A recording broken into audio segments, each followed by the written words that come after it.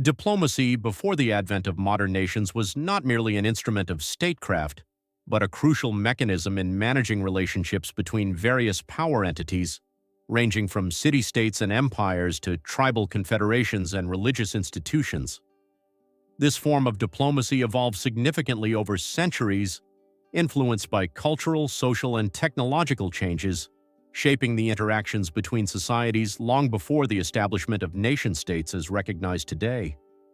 In ancient times, diplomacy often began as a series of practices to avoid conflict between tribes or clans. The use of emissaries or messengers to convey intentions or negotiate terms between leaders was common, with such individuals often granted safe passage even in hostile territories. This early diplomatic practice emphasized personal bonds between leaders and the exchange of gifts or hostages as a guarantee of good faith and the maintenance of peace. The evolution of city-states and empires brought about more structured forms of diplomacy. In Mesopotamia, for instance, treaties among city-states became prevalent as written agreements were crafted to outline the terms of peace, alliances, or territorial boundaries. These treaties could be considered one of the earliest forms of international law, dictating how entities interacted with each other. Notable among these were the treaties that concluded hostilities, such as those following conflicts between the Egyptian Empire and the Hittite Empire around 1259 BC. In classical Greece, diplomacy further professionalized with the polis or city-state system where proxenoi, akin to today's consuls or ambassadors, represented their polis in another city-state's political environment. These representatives played roles in fostering trade relations, negotiating military alliances, and even advocating for citizens' rights abroad. The Greek system highlighted a shift towards a more organized and reciprocal form of diplomatic engagement, which laid foundational principles still relevant in modern diplomacy. The Roman Empire expanded on these concepts by establishing a vast network of diplomatic relations across Europe, North Africa, and Asia. Rome's approach to diplomacy was pragmatic, often using it as a tool to manage its extensive empire through client states and kingdoms rather than direct governance alone. This system allowed Rome to maintain influence over large territories by integrating local leaders into its administrative framework while ensuring their loyalty through diplomatic marriages, trade agreements, and military support. During the Middle Ages in Europe, the role of the Church became significant in diplomacy. The Catholic Church wielded considerable influence across different principalities and kingdoms. Papal legates were sent as special envoys to mediate disputes or forge alliances against common threats, such as invasions from non-Christian lands. The Church's involvement highlights how religious authority played a pivotal role in diplomatic affairs during this period. The rise of Islam also saw similar diplomatic strategies unfold in different regions.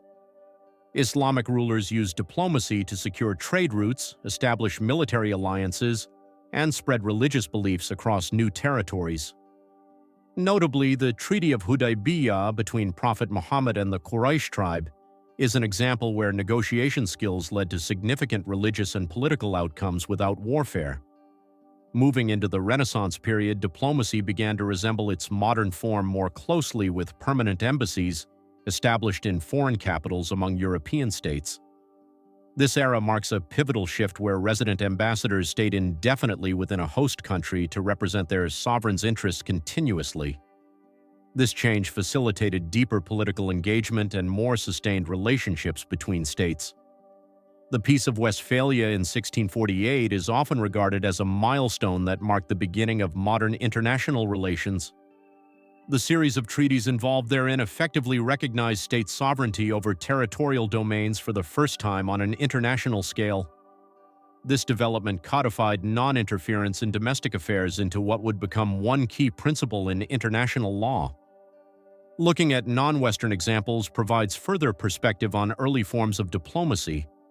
For example, China's imperial tributary system exemplifies a unique diplomatic practice where surrounding nations acknowledged China's supremacy but retained their autonomy in exchange for tribute and trade benefits. This system facilitated both control over foreign relations and mutual economic gains without direct political governance.